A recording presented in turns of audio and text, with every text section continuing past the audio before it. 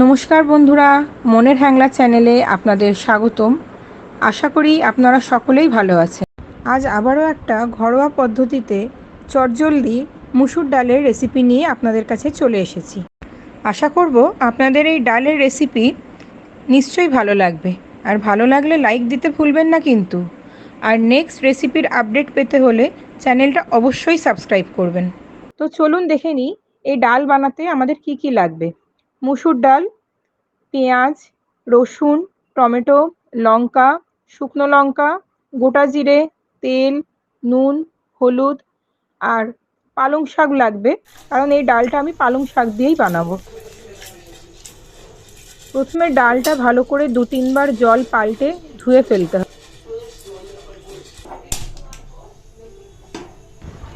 যেহেতু মসুর ডাল তাড়াতাড়ি সেদ্ধ হয়ে যায়, তাই এখানে কিন্তু আমার প্রেসার কুকারের দরকার পড়বে না।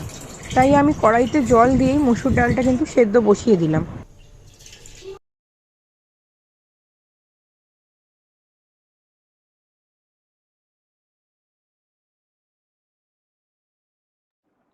তারপর আমি কিছুটা নুন ও সর্ষের তেল দিয়ে ঢাকা দিয়ে রেখে দেবো, যতক্ষণ না ডালের কালার চেঞ্জ হয়ে একটু সেদ্ধ হয়ে যায়।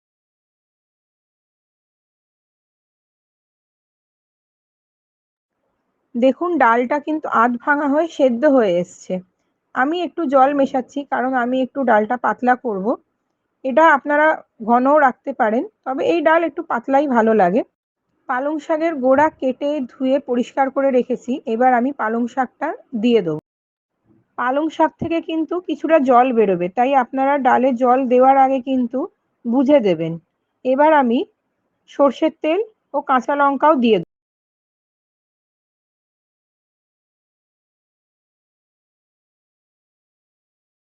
তার সাথে আমি কুচিয়ে রাখা পেঁয়াজ ও কুচিয়ে রাখা টমেটো অ্যাড করে দিলাম।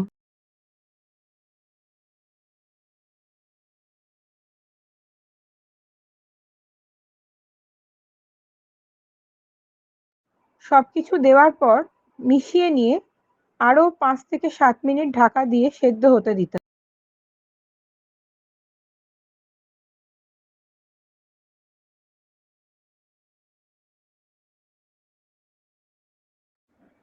ডাল কিন্তু আমাদের প্রায় রেডি হয়েই এসেছে, তবে এক্ষুনি নামাবো না, এখনো একটু বাকি আছে কিন্তু।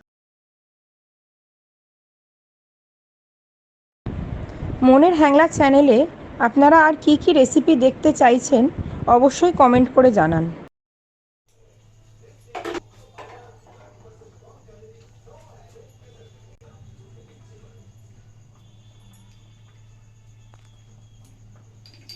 ডালটা একটু সাইডে রেখে আমি আর একটা ছোট প্যান নিয়ে সেই প্যানের মধ্যে আমি গোটা জিরে, রসুন, শুকনো লঙ্কা আর কুচনো পেঁয়াজ দিয়ে ভালো করে একটু ভেজে নেব।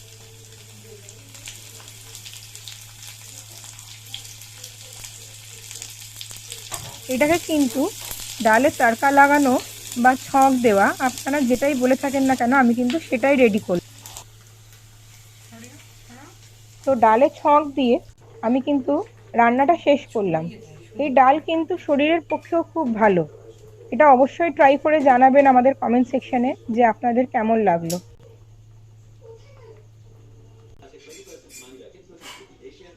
আর হ্যাঁ, লাইক, শেয়ার, সাবস্ক্রাইব করতে কিন্তু একদম ভুলবেন না।